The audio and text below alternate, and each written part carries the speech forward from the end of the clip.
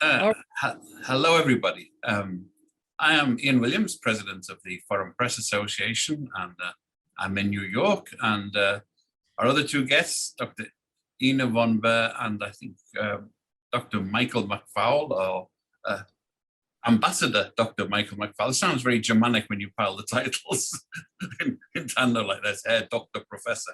But Dr. Michael McFaul was former ambassador to Russia under the Obama administration, was recently involved in Joe Biden's talks with Putin.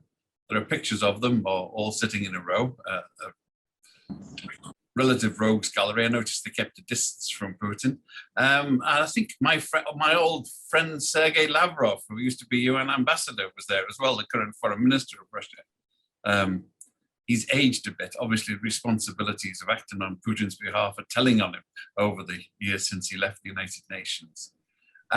So we're going to discuss the issues in general. And Dr. Ina von Ber from the Ambassadorial Roundtable, who's been responsible for organizing this, will get in with a proper introduction to Michael McFaul. But, you know, the issue that we're discussing is a crucial one of Russia's relations with the rest of the world, and you know, in particular, the sort of possibility of sometimes discussed of a new axis between Russia and China against the United States, which I think is likely to be discounted. It's a bit like the ant and the elephant in economic terms. I don't think Russia has much to offer Beijing economically at the moment. But that's an issue that we'll discuss as we're going. So, Ina, would you like to take it further from there? certainly. And Ambassador, it's a great pleasure to have you on this call, and thank you for your time. And I'm going to offer you a proper introduction, but before that, I would also want to acknowledge our guests on the call, as we have some wonderful fans of yours and guests of ours, starting with our former supervisor in San Diego, Dave Roberts, who is currently serving as district governor for Lions Club, and who graciously offered to donate your book to anybody that will join us, join the U.S. Ambassadorial Cyber Alliance at the end of this session, will receive a complimentary book, From Cold War to Hot Peace. And if you have time to sign it later on, we would be appreciated. If not, we understand. Also on the call is Ambassador Zoran Zalewski, former Minister of Defense of Macedonia, of the Republic of Northern Macedonia, and Ambassador to Washington. United States Association President Dr. Joseph Baxter, who is also on the board of the U.S. Cyber Alliance. Elizabeth Ramos, also on the board. Ambassador Piper Campbell, who was our ambassador in Mongolia and also head of mission at ASEAN, and the president and managing director of the Special Olympics in Europe and Eurasia. Also, of course, our Cyber Alliance, big shout out, as well as the Rotarians on the call, big service organization and supporters. I hope I did not miss anybody. So without further ado, I would like to introduce the ambassador, and also let you know that at the end of the session, if you stay on, Dave Roberts will have some opening remarks to say about the U.S. Cyber Alliance, and discuss how to proceed and how to receive a copy when you join. So here is a formal introduction for the ambassador that actually he doesn't need any introduction, because he is just a frequent guest on NBC and CNN. And I myself am a big fan and love to hear you, Ambassador. You served as United States ambassador to the Russian Federation from 2012 to 2014. And you're one of America's leading scholars offering unparalleled insight into the Russian Federation and how it functions. Before becoming an ambassador, you served 3 years as special assistant to the president and senior director for Russian and Eurasian Affairs at the National Security Council. Ambassador, you are also a Peter and Helen Bing Senior Fellow at the Hoover Institute, Professor of Political Science, Director and Senior Fellow at the Freeman Spogli Institute for International Affairs. And it is a think tank, and I'll tell you later on why it's so important, because you clarified that several times on Twitter for people who weren't familiar with it. And you are, as I said, an analyst for NBC and CNN. Your latest book, From Cold War to Hot Peace, topped the New York Times bestseller list for 10 years. And I just want to interject a personal note. I know how fond you are of lists. Whenever you're on NBC and CNN, you got a list. So I made a little list for you and for our audience, just to really get to know you. So here is some little unknown facts, and they're not from the Lügenpresse. Lügenpresse is a German word for fake news. So the ambassador spent most of his life in Palo Alto, Butte, and Moscow. Who would have known? He speaks Russian, Polish, Portuguese, and English. And he mentioned that they're not all fluent. So I assume English is a little iffy, right? He wore a tie for the first time in years, September 2, when he hosted President Vladimir Zelensky. And he gave him 2 of his books. He also rode his bicycle to meet Belarusian democratic leader Svetlana Chikunskaya. That was August 1st. He loves music. At his wedding, he played the keyboards and the guitar and used to play the trumpet and the bass in his jazzier years, quote unquote. He loves the Rolling Stones. It's probably one of his favorite groups. As far as athletics are concerned, 2 days ago, he ran the 8-mile dish loop. And that was because his Fitbit reported an average of 80 minutes more sleep while on vacation. And that was 2 weeks ago, okay? And here, final summa summarum, he loves Twitter. Joined Twitter 2012 and posted 98,500 tweets, probably more today. Has about 500,770 followers. So if you didn't get your email answered, it's because he's 12,000 emails behind. That's also a quote. So I hope I did you just, Ambassador. And I'll turn it over to you. Well, thanks for having me. Somebody just joined that's labeled Dr. Michael McFaul with us, who is not me. So let's figure out who that is. Could you identify yourself, please? Hello. Maybe you put your microphone on. It's actually me, Mike. Sorry. I don't know why it linked my name. Hey, Mallory. We're all good to go here. A double act. Good to see. I've had a few unwelcome guests on Zoom over the last couple of years, so we just wanted to make sure I knew who that was. Well, it's great to be here. My notes say we're just going to have a conversation about whatever you want to talk about. I'm happy to start with some introductory remarks if you want, or we can jump right into your questions.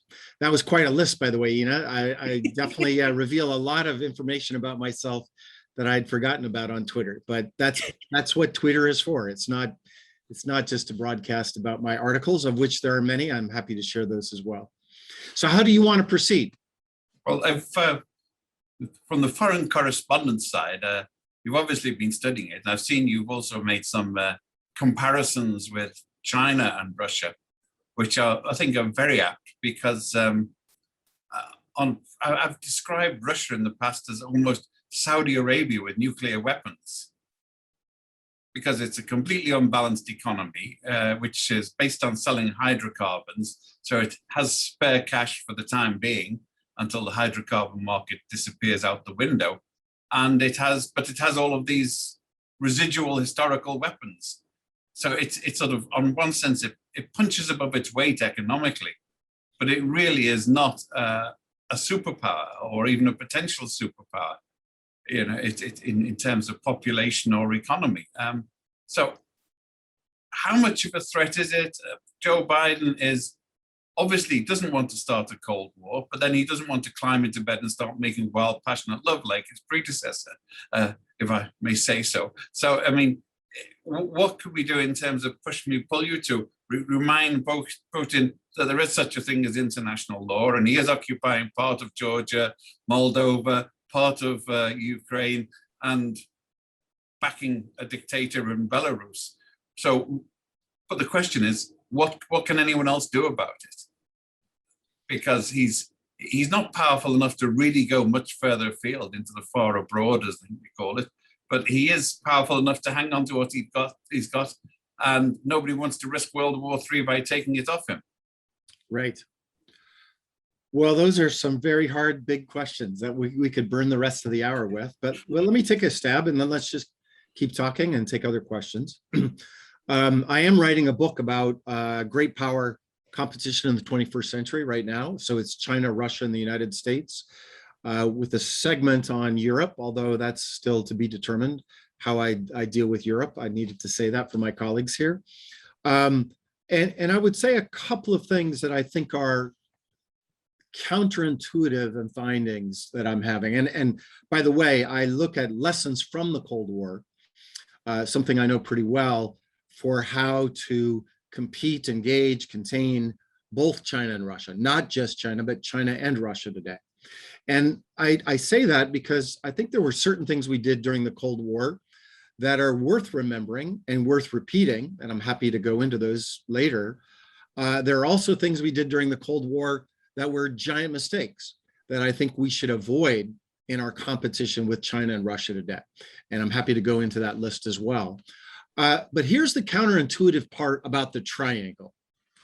So when we talk about economics, of course, as you implied, there are only two great powers in the world, China and the United States. The parentheses is about Europe. If you count the European Union as a whole, then of course Europe is a great power as well, but you know, the European Union is not a nation state. So I'm going to put that aside for the rest of our conversation, but happy to come back to it if you want. Not my area of expertise. So on the economic side, of course, that's true. But then we have to ask the question, is that better or worse compared to the Cold War? And I think it's a lot more complex. Remember, during the Cold War, we did not have much economic engagement with the Soviet Union, although the Soviet Union was a major economy at the time, but it was an autarkic economy, and it was a very closed system. The Chinese economic model today, it's very hard to describe in terms of market versus socialist terms. It's way more complex than those kind of black and white boxes, but it's way more entangled with the outside world. And usually people look at that and say, well, that's a danger for the outside world. And I want to suggest it's more complicated than that. Interdependence is a two-way street. It's not just a one-way street.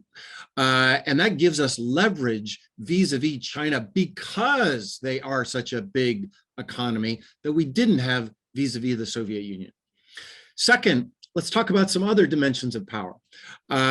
Military power. Yes, China still on most dimensions, I would say, outpaces Russia, but does not keep up with the United States. So there, I think, again, it depends on which dimension of military power we're talking about, but in the aggregate, for the purpose of our conversation, I think the United States is well ahead of China and well ahead of Russia. But in certain dimensions, Russia is a global power in the way that China is not. And on nuclear weapons, first and foremost. And tragically, the nuclear weapons that Putin's Russia has today are not just legacy weapons from the Soviet Union. He has invested a fantastic amount of money in modernizing those systems. And in many ways, they outpace us in certain dimensions in terms of their capabilities. I think that's a scary fact that people have not been paying attention to. And by the way, some of those systems are not controlled by the New START Treaty. I was part of the negotiating team for that treaty in 2010. They're outside of that START treaty. That's a scary dimension of Russian power that I think is underappreciated. And then third dimension of power, if you think about economics, military, then there's ideology. And in the world today, I think there is tragically a division again between democracies and autocracies. This has happened during the Cold War. It's happened in early periods of history. We've gravitated back to that, where there is a competition between those systems. By the way, we're in according to Freedom House, we're now in the 15th year of a global democratic recession. And America is in a 10th year of a democratic recession, according to these agencies that rate these things. Those are bad trends for the United States, and I would say the liberal democratic world as a whole. We face in China and Russia two autocracies, but they're very different autocracies, supporting very different ideological programs abroad. The first thing I would say is they both support ideological projects abroad, right? There's lots of autocracies in the world that are not promoting their ideologies. Both Russia and China are. Look at RT's budget just for a moment. I just read today, Ina, that RT has the largest presence on social media in the German language today in the run up to parliamentary elections there. Pretty striking. You're not investing in things like that if you're not trying to promote ideas, right? And I think there's been a kind of a lackadaisical attitude towards what I call Putinism and his ideas, which are illiberal, populist, nationalist, anti-multilateral, kind of conservative orthodoxy. And remember, for the first decade he was in power, he spent most of his time propagating those ideas inside Russia. But over the last decade, he's gone global. He's exported these ideas through various mechanisms. RT is only one of I count a dozen mechanisms in my book by which they promote their ideas. And I think we have to admit that he's had some success. Is Viktor Orban closer to Joe Biden or Vladimir Putin in his ideological orientation? You tell me. Salvini in Italy, Le Pen in France, I could go on. There's a long list of political leaders and movements in Europe that I think lean towards Putin as opposed to our system of government here in the United States. And even in the United States, there are people that support Putin's ideas, and including our former president, who in many ideological ways is closer to Putin than he is to President Biden. That's an ideological dimension of competition that we haven't had for a long time, right? That should remind you of earlier periods in the Cold War where societies were divided from within, not just between states. Now, the good news is that that ideological program is different from the Chinese program. China has a model, a system of government, a model of economic development that has been very successful inside China. And through things like the Belt and Road Initiative and many other programs, they also have a multitude of programs. They are trying to propagate those ideas. I would call them illiberal in that they're not democratic and many times not, what I would call market friendly, but they're also different from Putin's ideological project, but they're both anti-democratic. And I think the liberal democratic world has got to, up our game. We're just kind of sleeping as this is happening. We don't have great ideas. We don't have great new mechanisms. We're using really antiquated mechanisms in this ideological struggle. At least my country is. I don't want to speak for the entire liberal democratic world. I know my country best of all. And add to that what I said earlier, that we are now in the 10th year of a democratic recession. January 6th was a horrible event for anybody who cares about democracy. It is not a partisan issue for me. It's not Democrats versus Republicans. It's autocrats versus Democrats within American society. And when autocrats and Democrats within American society are fighting each other, and on that tragic day, literally fighting each other, physically fighting each other, that doesn't inspire a lot of excitement around the world that, oh, let's be more like them. So I think that's a challenge, and Putin's Russia is part of that challenge. It's not just China versus the United States in that ideological part. Finally, very good point, Ian, about, they can only do so much, and I think that's right. I think of Putin as, playing poker with a bunch of 2s and 3s in his hands, but different, I would say, than any leader in the world today. Most certainly different than Xi Jinping. When he has whatever cards he has, he's proven that he is willing to use them. No other country has, Xi Jinping has not annexed territory of a sovereign country on China's border. Xi Jinping did not violate American sovereignty during our elections in 2016 and try to help one candidate or the other. Xi Jinping has not used his Air Force to prop up a horrible, I think one of the most horrible dictators in the world today in Syria. Those are radically aggressive actions. And I could go on, assassinating people in Germany, trying to assassinate people, Mr. Skripal in Great Britain, somebody, by the way, that I helped to get out of jail when I worked at the National Security Council, brazenly supporting people, as you mentioned, like Mr. Lukashenko in this autocracies versus democracies world.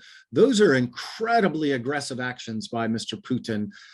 So he may not have the same cards as a leader like Xi Jinping, but he's demonstrated a willingness to use them, and I think rather dangerous ways that I don't think we have yet to come up with proper responses to. You mentioned the ideology, and one of the things that strikes me is that Putin doesn't have an ideology. He sort of basks in the afterglow of the Third International.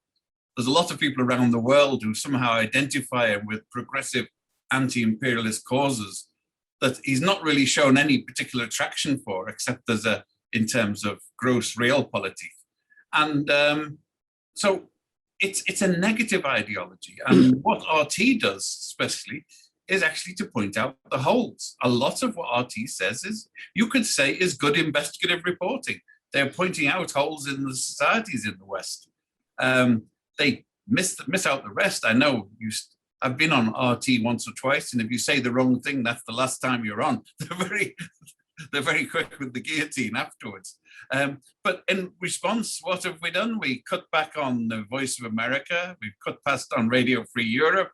The Conservative governments in Britain cut back on the BBC World Service because they consider it a state-owned agency to be cut back. So, I mean, they're actually exploiting the West's own weaknesses against itself. And they're pointing out that a lot of people mistrust what Washington says, with some justice over the last 20 years. So RT comes in and points it out, and people say, wow, these must be telling the truth. We have the same enemy. But it's a weakness, but it's much easier to be negative in that sense, because we have so many flaws that they can point out. How do we put a positive model? I mean, do you really hold January the 6th and Trump, Boris Johnson as the alternatives, the democratic standard bearers for the world? It's very difficult to put your hand on your heart and pledge allegiance to democracy represented by people like that. Yeah, well, those are tough questions.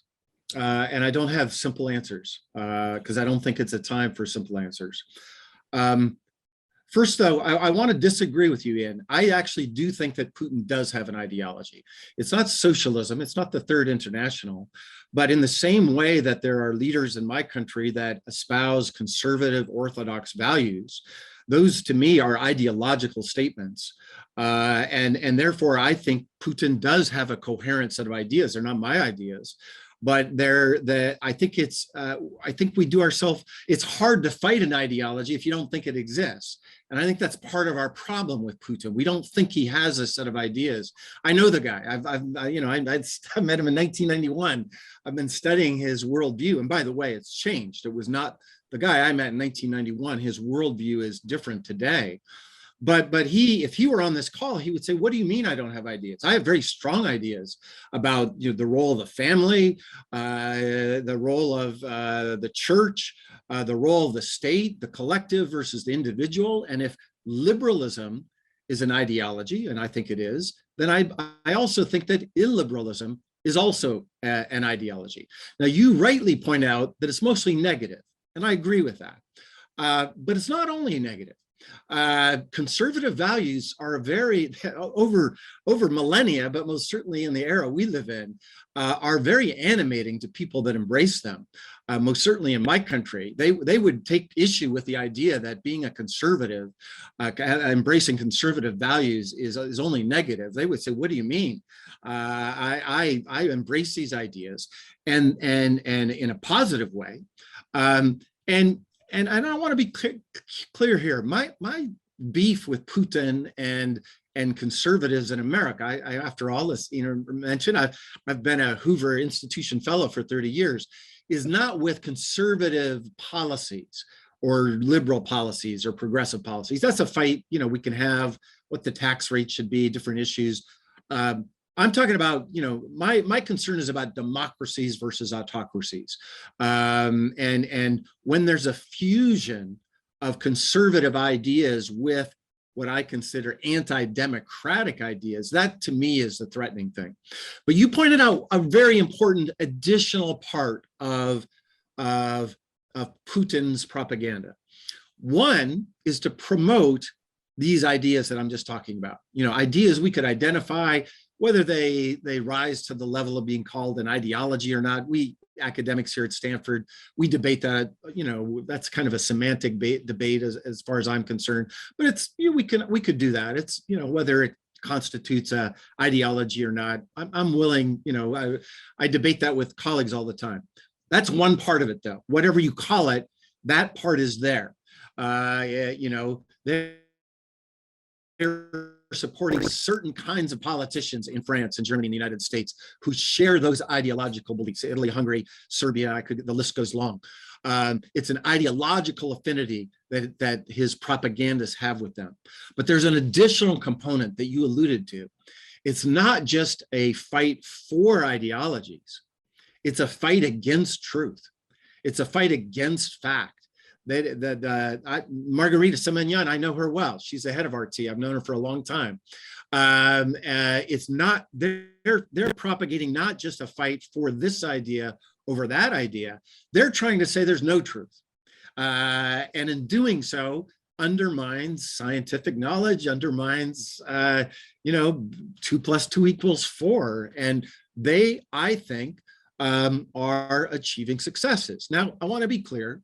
You can't amplify a set of ideas if those ideas don't exist in the first place.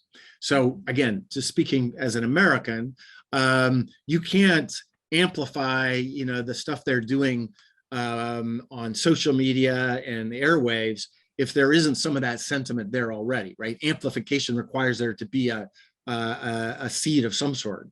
And that I think is an important thing to remember. Those debates are here and deep in my society, tragically, but it then gives them something to work for, and then feeding this idea that there is no truth, there is no science even, it's all relative, and that's whataboutism, right? I mean, I encounter that every single day as the US ambassador to Russia. Anytime I try to make an argument or a defense of American policy, and that's your job as an ambassador after all, I was immediately confronted with whataboutism. And I would say Putin is the master of whataboutism. I think he analytically thinks in those terms. He doesn't believe that American democracy is any different than his democracy. He thinks the CIA runs everything here, just like KGB runs everything in his country. And he genuinely believes that. It's not just an instrumental analytic framework. I used to think that. I want to tell you honestly, I used to think that it was just instrumental. I left Moscow thinking, no, it's much deeper than that for him in terms of the way that he sees the world. And I think that's threatening, therefore, to anybody who believes in democracy or anybody who believes in science. So, Ambassador, having lived in Ceausescu's Romania and Bucharest, and having seen 1968, I see Putin as, when he says, I want to secure peace, he spells peace, P-I-E-C-E. Very different than we do. I'm wondering if he uses, and the small neighbor to the west, Belarus, as an extension, moral, economic, security, as Russia expands the military presence, and I'm thinking of Maria and Maxim in prison, and the ongoing Russian buildup in Kaliningrad, and the dramatic impact it has on NATO. So, and in the forgotten Georgian annexation and Ukraine, what danger does this pose to Latvia, Lithuania, and Poland, moral, economic, security?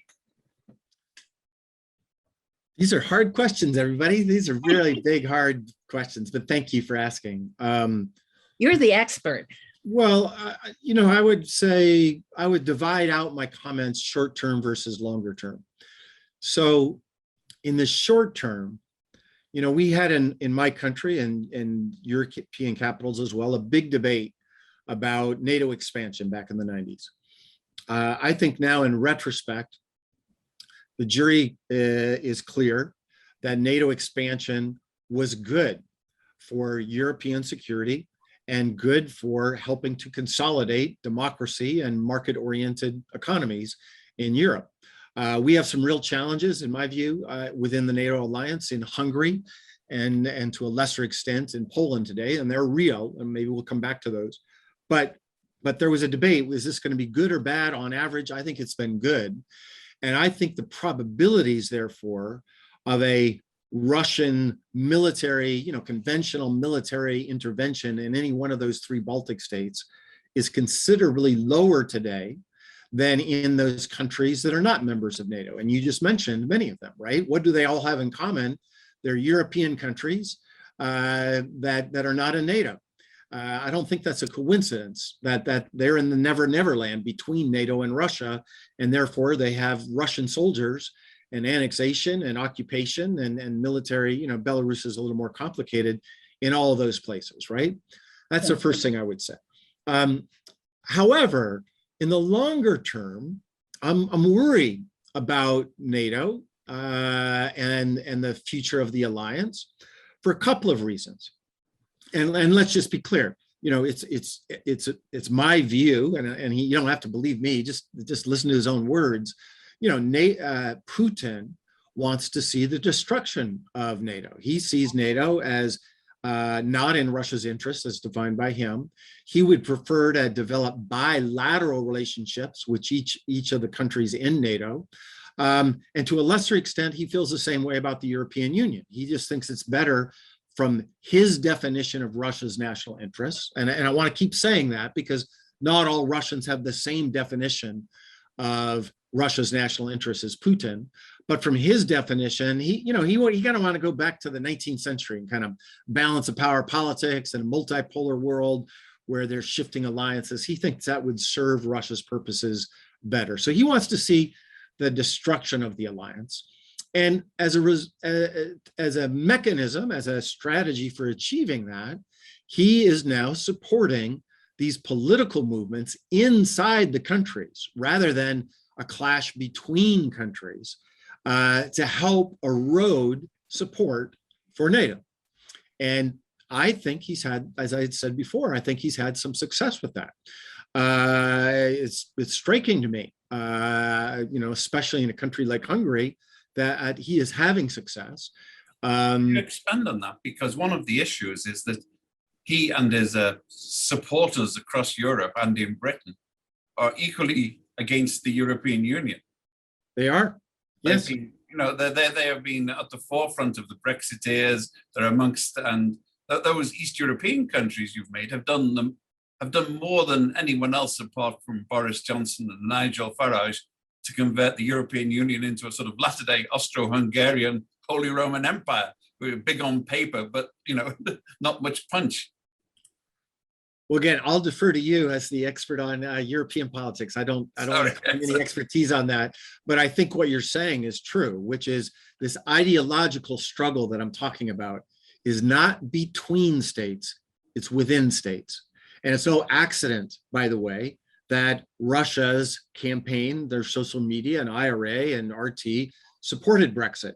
and the Scottish referendum, and Trump. This is a pattern, a consistent pattern. When Le Pen was running for president the last time, she visited Moscow and Putin gave her an audience. I mean, those are very direct, tangible political actions designed to help his ideological supporters against those that he thinks are his ideological enemies within each of these countries. Now, I think it's way too premature. I don't want to sound too negative here. You know, I see this as a battle of ideas. In the long run, I'm pretty optimistic about the ideas of liberalism versus illiberalism and democracy versus autocracy. In the long run, I'm optimistic about that.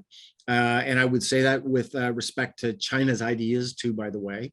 But in the short run, I think he's chalked up some, some wins, and that the erosion of the alliance, that's what will threaten those states in the long run, right? A really weak NATO, that's what I think is disturbing, not just to the Baltic states, but Balkans. And, I like to remind Americans when we're talking about this that, most Americans, I've seen the data on it, it's pretty shocking, don't even know who our allies are in the Balkans. So are we going to go to war for some of those new allies against Russia in countries that most Americans couldn't even find on a map? That's scary to me.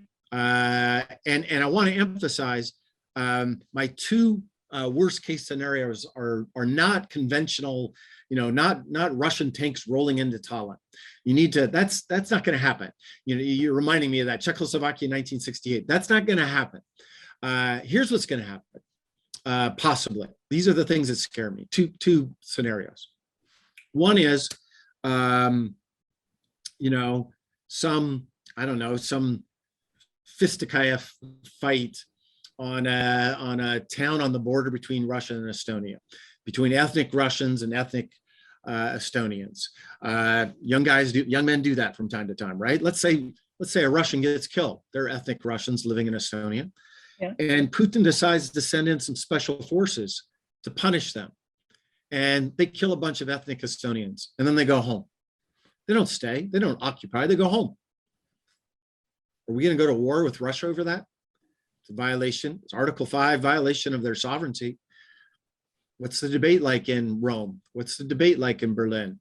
What's the debate like here in Washington, in the United States? I'm not so sure. And once that happens, then all of a sudden, NATO, the NATO alliance doesn't seem as firm as it should.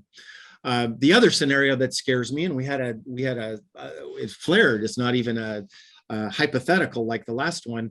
What if there's a coup and pro-Russian forces take over in a place like Montenegro, as they tried to do? What do we do next? What do we do as an alliance if that happens? Those are the scenarios that scare me. Ambassador, in the same vein, you advocate for an extraordinary relationship with the Ukraine. And to quote you, you say Ukraine is not a normal country today. The Russian threat to European security and democracy is not normal. And President Biden, whom you've called a liberal internationalist, should use his meeting with Zelensky to promote such a relationship. Could you please describe what would, in your opinion, be President Biden's best path to achieve such an extraordinary relationship, which is pivotal, in my opinion, with Ukraine? Yeah, let me try to explain. And I had the honor of hosting President Zelensky here just a few days ago here at Stanford after he visited President Biden. So I had a chance to chat with him about his meeting with the president. You guys had fun, I saw that. It was a great honor. It was kind of a remarkable summer for my institute. We had President-elect Svetlana Tsikhanouskaya from Belarus in August, and then we had President Zelensky from Ukraine in September. I'm not sure who we have lined up for October yet, but we better get busy. Here's what I meant by that. We had a very dark period, in my view, in US-Ukrainian relations in the last couple of years of the Trump era, when our president, as he famously was impeached for, tried to manufacture a quid pro quo to give military assistance and to give President Zelensky an Oval Office meeting, which in diplomatic terms is a very important chit that you have to play as president, in return for investigating alleged corruption by President Biden's son. And we all remember that period. I remember it because it was difficult for me personally. Many of my friends had to testify. People that used to work for me, a guy named Alexander Vindman. I don't know if you remember him. He used to work for me in Moscow. And we know that history was, I think, not just damaging to our democracy, of course. Impeachment is a rare thing here in the United States, but it was very damaging to US-Ukrainian relations because before then, we remarkably, I think, had bipartisan support for Ukraine before that dark period.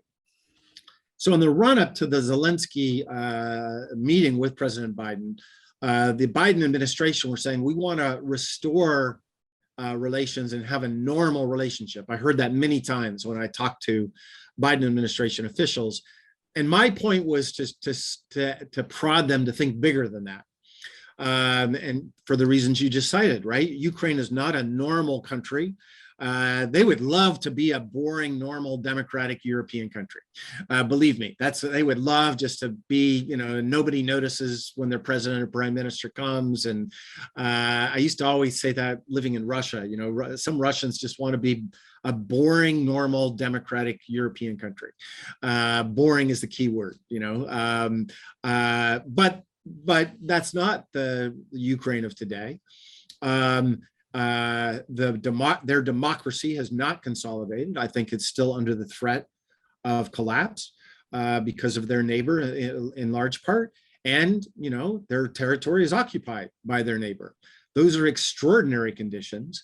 And therefore, I would like to see a more extraordinary bilateral relationship with Ukraine. And the analogy I used is from the Cold War. Germany was divided for most of the Cold War. And part of Germany was occupied by Russian soldiers, Soviet soldiers. And it became the battleground between Western and Eastern ideas, or communism and capitalism, or democracy and dictatorship. There it was, front and center.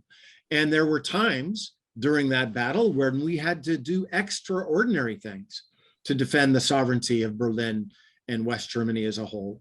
And they were scary times. I think people forget, the Cold War, we all nostalgically remember the Cold War because we won the Cold War, allegedly. I think Russians and Ukrainians and Estonians and the others had a lot to do with the winning of the Cold War. But we forget there were some very precarious moments during the Cold War, and most certainly some of them took place in Berlin. And I see some parallels there. I think we need to lean in to help preserve the sovereignty of those parts that are not occupied by Russian soldiers and their surrogates in Ukraine today. And I think there's another analogy that I had the chance to talk to with President Zelensky. Why did the Cold War end? That's a big, complex issue that we don't have time for right now.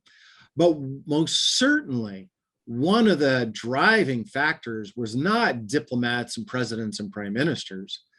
It was people in Poland, in Hungary, in East Germany, later in Romania, as you mentioned, and later in Ukraine and Russia and all parts of the Soviet Union, who rose up and said, we want to live a different way. And in 1989, that happened in Germany. It was those people that literally on the Berlin Wall that helped to end the Cold War, because people living in East Berlin saw that people living in West Berlin had a better system of life, had a better political and economic system. And I think Ukraine, the Ukrainian government and Ukrainian society need to take that historical metaphor and become so wealthy and so democratic and so free that those living in the occupied territories of Ukraine will want to someday reunify with those parts of Ukraine. And that's not the way it is right now. Today, it's not that way. And that took decades. Let's not forget That was decades-long struggle. And don't forget, the occupied parts of the Soviet Union, Estonia, Latvia, Lithuania. For many decades, people said, why are we not recognizing them part of the Soviet Union? Of course, they're part of the Soviet Union. We now know that that was the right decision. And I think, therefore, it's the right decision in Crimea, for instance, to just continue to not recognize Crimea as part of Russia, so that one day we may think about the unification of Ukraine in the same way that those three Baltic states gained their independence. Back in 1989, one of the key factors was what you might call the road to Donbass conversion of Mikhail Gorbachev. Yes, it was certainly one of the big factors, which I think he's not always given the credit for his genuine appreciation of why things should change. People are so eager to claim victories, but is there any chance that Putin is going to wake up one day and say, oh, really, we did this wrong and we should have a real referendum in the Crimea, including the Tatars, and we should go back to the Donbass, we should do some trading on these issues? But I really don't see any signs of it, because at the moment it's almost like it's like coitus interruptus. He's in and out at the same time. At any given moment, he can disclaim it. At the same time, he keeps hold of the territory. Well, you're absolutely right that, I mean, if there's a single figure that gets more credit, that should get more credit than any other individual, it is Mikhail Sergeyevich. I agree completely. And I do think history has not been kind to him yet, but history should be kind to him. I most certainly think without him, there is not the end of the Cold War. Ronald Reagan played his part too, in recognizing Gorbachev as a reformer, and the people, as I've described, also played this instrumental role, but none of it happens without Gorbachev from the top initially. And you're right that, in my view, there's no chance at all that Vladimir Putin wakes up one day and decides, I want to be more like Mikhail Gorbachev. That's not going to happen. But I'm going to make a wild prediction here. And political scientists are really bad at predicting the future. By the way, so is the CIA. I worked in the government for 5 years. They're not that much better at it either. So we should take some solace in that. But I'm going to predict. Politics is a science like phrenology and alchemy, I tell people. Yes, but I'm going to make a wild prediction and submit to you that Vladimir Putin will not rule Russia forever. That's my prediction. He could do it for a long while, but I don't. He will not rule Russia forever. And I also don't want to be so arrogant as to claim I know how to predict what happens in Russia after Putin. And nobody should believe anybody that makes those daring predictions. But I do know Russian history pretty well, and I know Soviet history pretty well. And it is the case, after decades long of rule by one leader, there's usually a reaction to that. After Stalin, there was an anti-Stalin movement during the Khrushchev's period. After 20 years of Brezhnev, you got Mikhail Gorbachev. That was a reaction to the 20 years of stagnation under Leonid Brezhnev. And Putin, of course, is a reaction to Yeltsinism. And it was a reaction to that very clearly. So after Putin, whenever that is, again, I don't know the future, but what's the more radical prediction? That 20 years after Putin, the same political system will basically be in place, or that 20 years after Putin's rule has ended, something fundamentally new will replace it? I think the first prediction is the radical prediction. The second, I think, is the more expected prediction. And let me just add a few more facts. We don't know many things in social science, but I think there are some things I think we can feel pretty good about, some patterns we've seen in history. And we know, called modernization theory, that the more well-to-do a society is, the more likely it is to be democratically governed. If you think about hundreds of years of history here, modernization can't make any point predictions, but over hundreds of years, that tends to be true. If you look at GDP per capita in the world today, 19 of the 20 richest countries in the world, take the oil exporters out, are all democracies. Singapore is the only one in that list. That's not a coincidence. There's a relationship between democratic rule and prosperity. There's a relationship between the phrase no taxation without representation. And that's not just an American tradition, that's a European tradition. And those trend lines are pretty clear. And then look around the world and look at the GDP per capita countries, leaving the oil exporters out for a minute, right? Because they're very different kinds of societies. What major countries have high GDP per capita and are still ruled by autocracies? Russia's at the top. Kazakhstan is pretty close too, by the way. Singapore is the highest, but Russia's pretty close to the top. And that suggests to me that there's going to be turmoil in Russia. And I know millions of Russians, and I don't know millions. I've read data about millions of Russians, and I personally know hundreds of Russians that embrace that idea, no taxation without representation. That was one of the, they used a different phraseology, but the big protests against Putin a decade ago were like, you don't get to take my money if we don't have a say in how you govern us.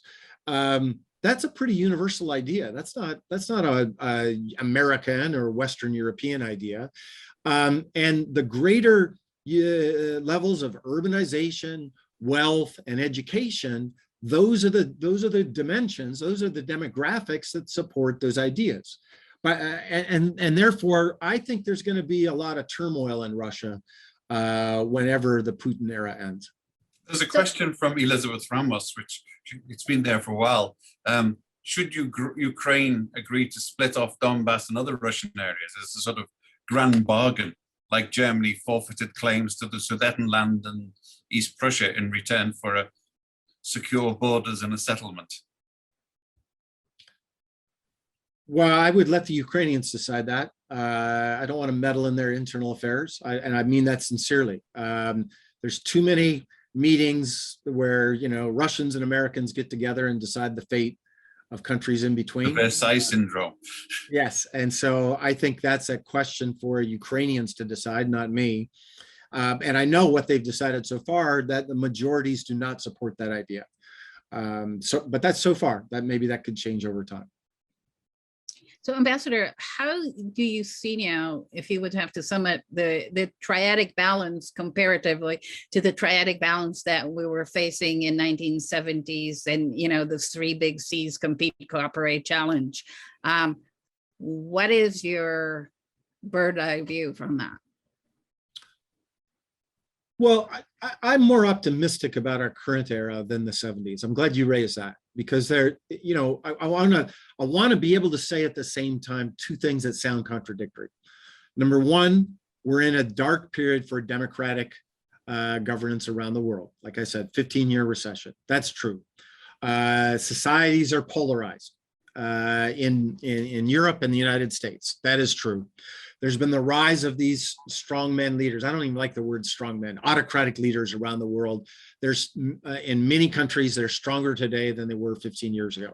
That's also true. But I think people sometimes forget earlier dark periods in American and European history and the renewal that happened after that. So, you know, we've been alluding to some of them in our conversation already. You know, democracy looked pretty dark in the 1930s. You know, at one point, according to those that count regime types, we got down to 12 democracies in the world during the interwar period. That looked like a pretty dark period. That was not the rest of history, did not go down that line. 1949, 1950, that's the part of I'm working on my book right now, looked pretty dark when the communists took over in China. And we had a big debate here in the United States about who lost China, and it looked like, as the Soviets used to say, the correlation of forces were on their side, not our side. Remember, that was a civil war that we took sides on, and it's on my mind because of Afghanistan. And you know, when the communists took over, that was a huge defeat, a catastrophic defeat for our position in Asia. History didn't end in 1950, and it didn't keep on that same trajectory.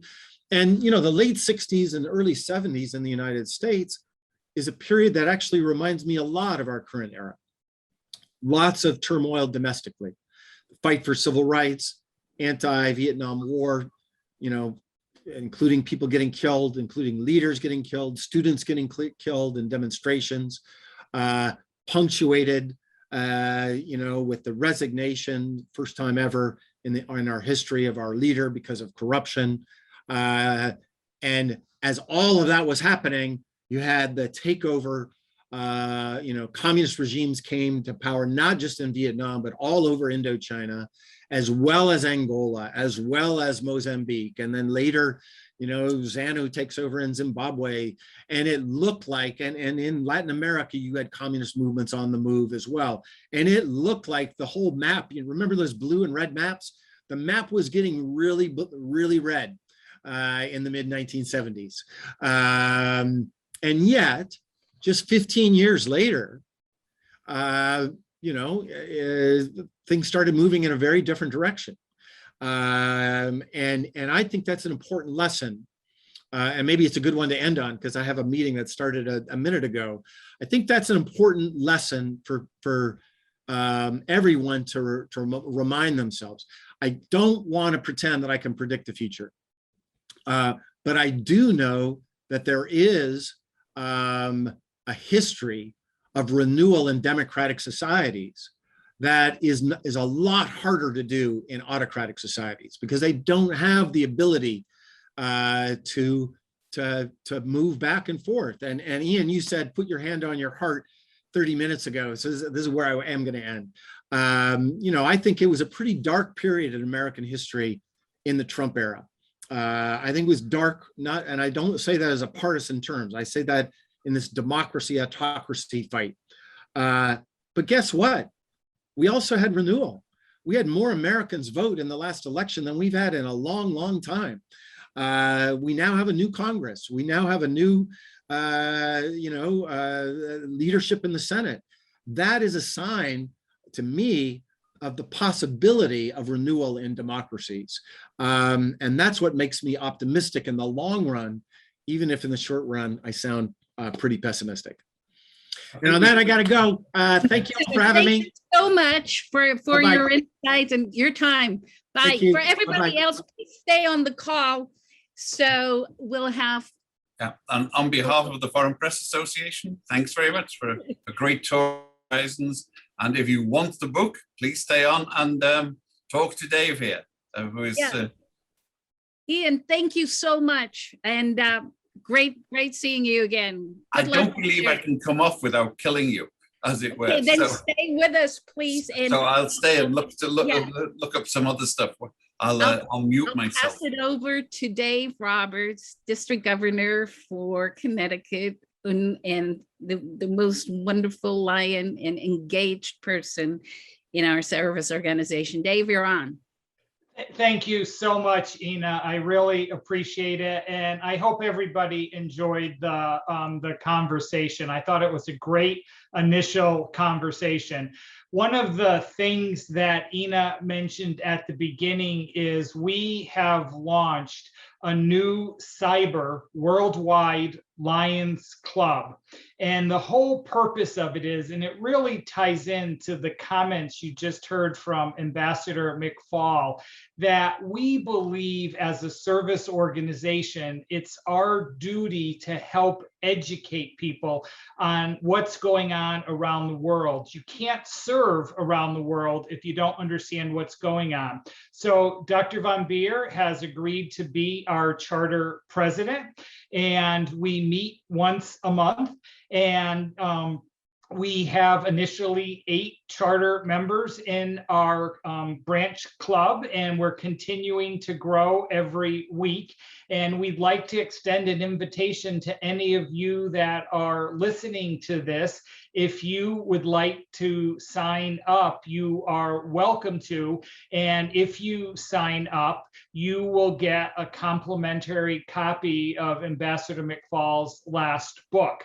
And all you have to do is send your contact information to Ina. And I think everybody has that, correct? or Mark? Mark at ambassadorialroundtable.org.